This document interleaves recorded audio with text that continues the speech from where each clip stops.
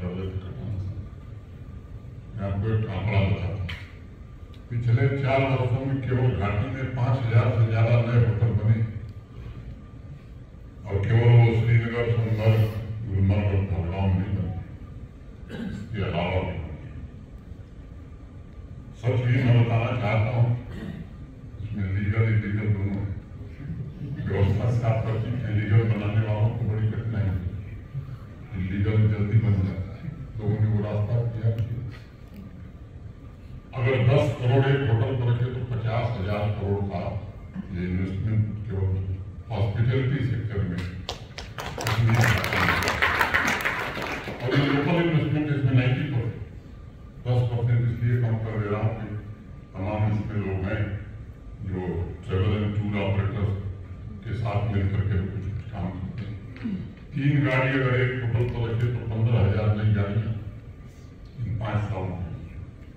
जिसका एक होटल था, मैं गारंटी के साथ कह रहा हूँ, बड़ी चुनौती है, उसने कम से कम एक नया होटल जरूर बनाया, कहीं तो 3 4 बनाए। लेकिन लोग मुझसे मिलने आए थे, साहब कुछ करिए। लोग नहीं, हम लोग आएंगे, लेकिन ईश्वर ऊपर से बैठ के कुछ चीजों को देखता रहता है और कभी कभी खुद न्याय कर देता है। तो उनके जो अध्यक्ष थे उन्होंने मुझसे पूछा क्या था, उन्होंने कहा 10,000 का 29,000 में लगातार बेचा जाएगा तो ईश्वर को लगे थोड़े दिन रोक देते हैं। तो आपको भी इनवर्ड इंट्रोस्पेक्शन की जरूरत है।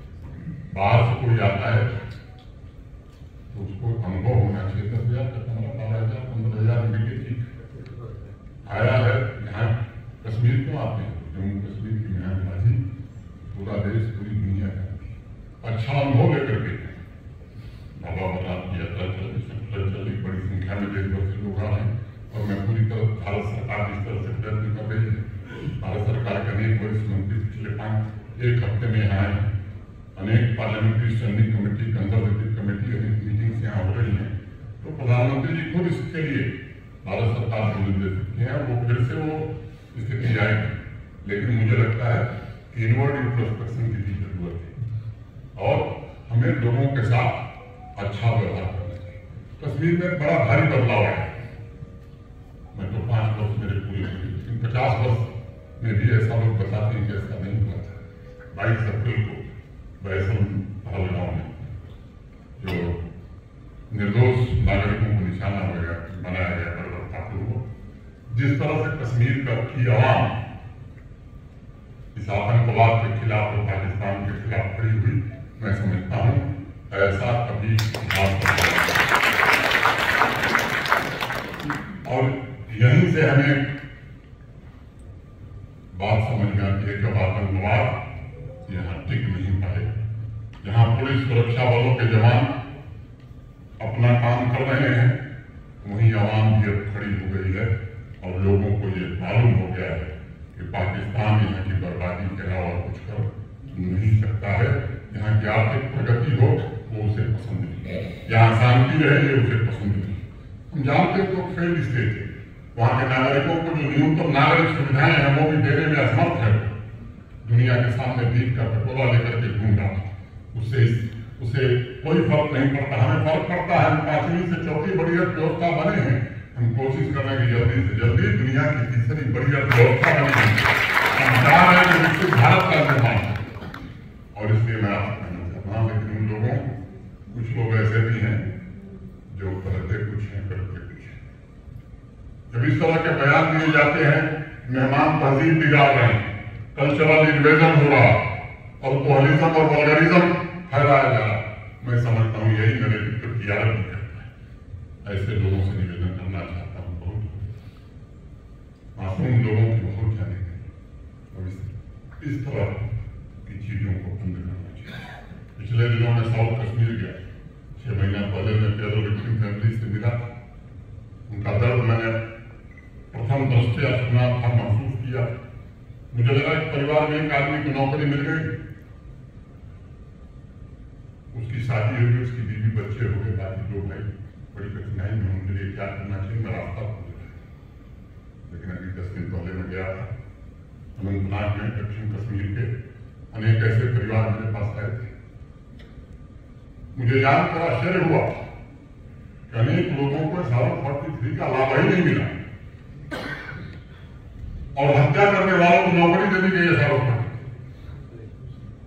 उसी दिन मैंने कहा था कि अब ऐसे किसी भी आदमी को इंतजाम नहीं करना, नौकरी उसके दरवाजे पहुंच जाए, उनकी एफआईआर नहीं की जाएगी और जिन लोगों ने गलत लाभ उठाया सारों 43 का, उनका भी अभाव वही होगा तो बाकी लोगों का।